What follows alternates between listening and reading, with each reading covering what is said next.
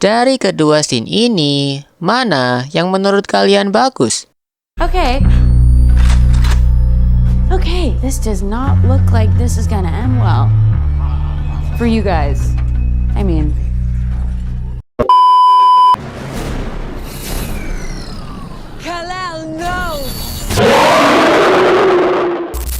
Banyak yang ragu waktu Millie Alcock diumumin jadi Supergirl yang baru. Maksud gua, kita udah terbiasa ngelihat Supergirl dengan versi yang dalam tanda kutip kayak versi Melissa Benoist kan? Tapi setelah nonton Supergirl versi Millie Alcock, damn bro, gua berani bilang ini adalah salah satu performa acting paling emosional di film superhero selama bertahun-tahun terakhir. Halo para penonton, selamat datang di Celotehan Orang Awam. Kali ini gua bakal bahas film terbarunya DC Universe yang meskipun cukup seru sebagai popcorn movie, tapi banjir kritikan di mana-mana. Supergirl nyeritain Kara Zor-El yang lagi ngerayain ulang tahunnya yang ke-23. Dia pergi ke sebuah planet dengan matahari merah supaya bisa kehilangan kekuatannya dan bisa kobam semalaman. Ketika Kara lagi asik-asiknya party, dia ketemu sama Ruthie yang lagi minta bantuan ke orang-orang buat balas dendam ke Krem The Yellow Hills yang udah ngebunuh semua keluarganya. Awalnya, Kara gak niat buat ngebantu Ruthie.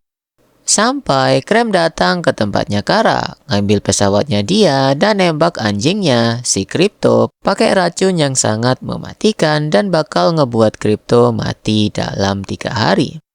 Nah, disinilah Kara mulai memburu Krem buat dapetin penawar racun untuk anjingnya. Sementara Ruthie ngikutin Kara buat balas dendam. Film ini fokus sama trauma yang dialamin sama Kara ketika dia kehilangan keluarga dan planetnya. Gak kayak Superman, Kara lahir dan tumbuh di sisa-sisa planet Krypton sampai dia remaja. Ini ngebuat dia ngelihat sendiri gimana orang tuanya, teman-temannya, dan planet tempat dia lahir hancur di depan matanya. Gua suka banget sama akting Millie di film ini. Dia berhasil nyampein sisi trauma yang jadi inti dari filmnya. Gua bahkan ngerasa kalau dua pemeran Supergirl sebelumnya gak bakalan cocok buat meranin versi James Gunn ini. Melissa Benoist punya vibes yang terlalu ceria, sementara Sasha Calle punya vibes yang terlalu dark dan gak cocok sama Superman-nya David Corenswet. Selain Millie Alcock sebagai Supergirl, Jason Momoa juga hadir sebagai Lobo.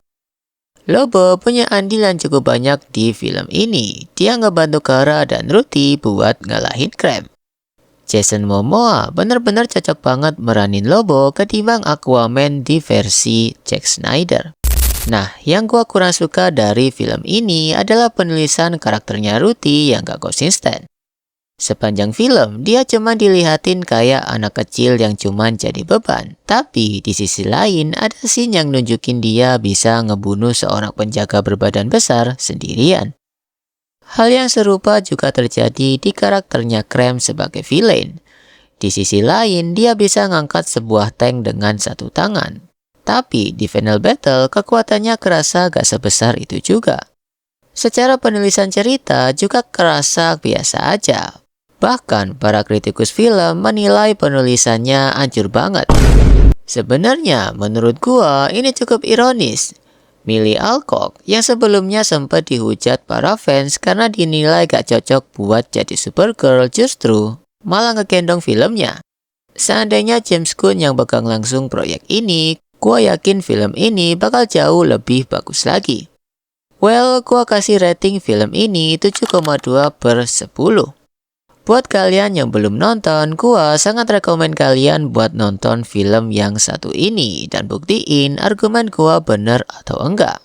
Buat kalian yang udah nonton, berapa nih rating kalian? Tulis di kolom komentar ya.